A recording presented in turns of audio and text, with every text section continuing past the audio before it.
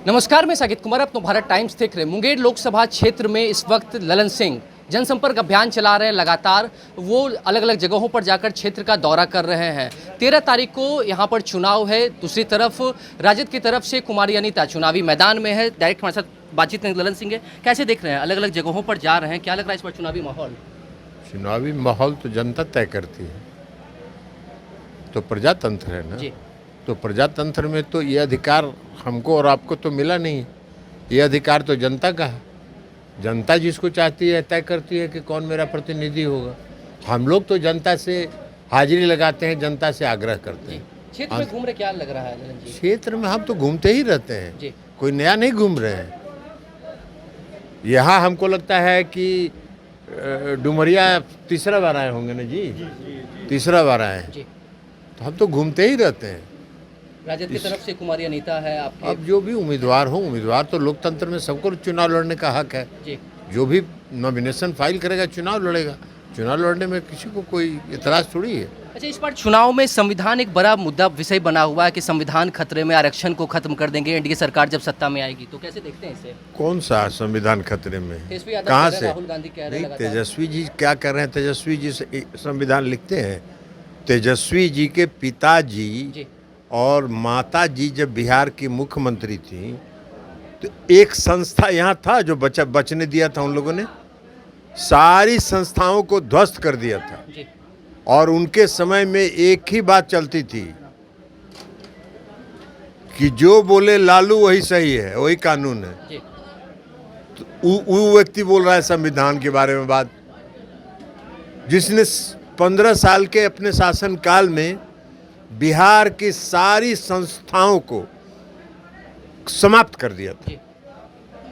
और फिर से उन संस्थाओं को जीवित अगर किसी ने किया तो उस व्यक्ति का नाम है आदरणीय नीतीश कुमार जी, जो बिहार के मुख्यमंत्री हैं। और जहां पर आप बैठे हैं अभी, ये टाल का क्षेत्र है। जी। इस टाल में अगर लालू जी और राबड़ी जी के राज में आप आए होते तो शायद अभी जहां आप बैठे हैं डुमरिया, यहाँ आने में आपको दिन भर से ज़्यादा समय लगता।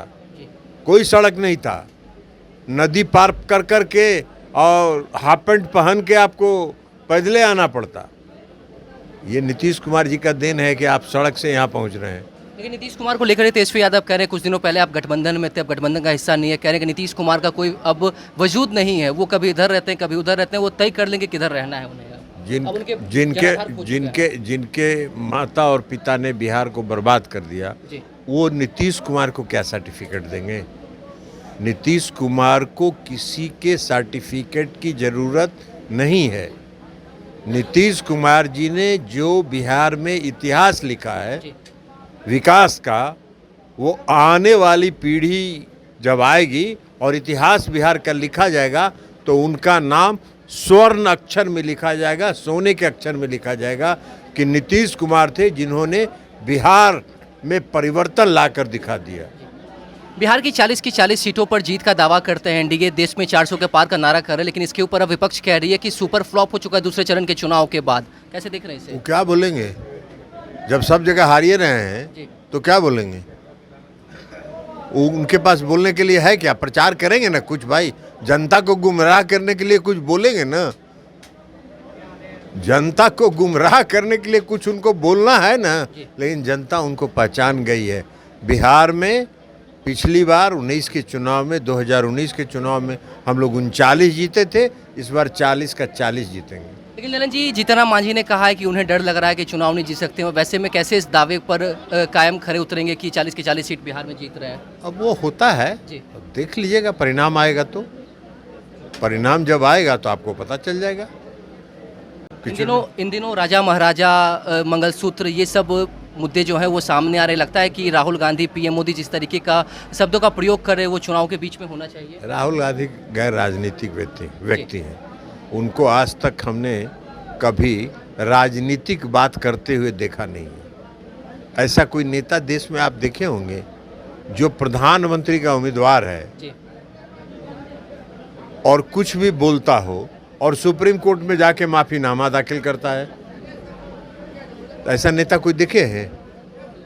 तो तो उनकी बातों का और उनके जुबान का कोई मतलब है ही नहीं।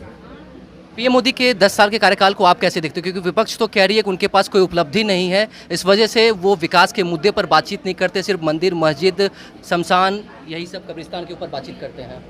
प्रधानमंत्री मोदी जी 10 साल से देश के प्रधानमंत्री हैं। जी आज तक किसी का साहस हुआ कि उनके कार्यकाल का कोई भ्रष्टाचार ला सके? सामने नहीं लाया।